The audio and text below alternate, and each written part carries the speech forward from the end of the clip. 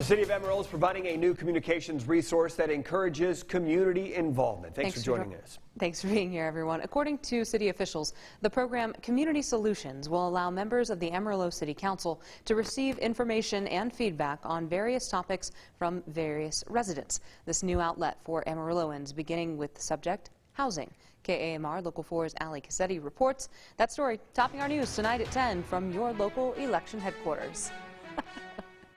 Expressing the freedom of speech and expressing concern while still following some guidelines. We have to constantly remember we operate under the Open Meetings Act, and the City Council has rules about how and when they can listen to people, whether they can do it together or whether they have to do it apart. The new and soon-to-be reoccurring City of Amarillo project, Community Solutions, will encourage local residents to come together and share ideas and information. We have to publish notice 72 hours ahead of time about the topics that will be discussed.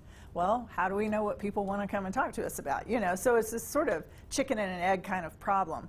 But if we will define a broad range of topics, like this first topic is going to be about housing in our community. The first program for Community Solutions is set to be housing needs and future development. What we have is not as much supply on the market in Amarillo. We have about a 1-month supply of housing, open housing. And we need to have a conversation about how to generate more housing quickly, but we need to have a conversation about all of the infrastructure that goes along with that too. Mayor Nelson says while the first meeting is still over 10 days away, the City of Amarillo always welcomes feedback. So there are lots of different ways to engage and get information or give your thoughts and ideas back to City Council, but I want to see us pushing and creating even more ways for us to have conversation.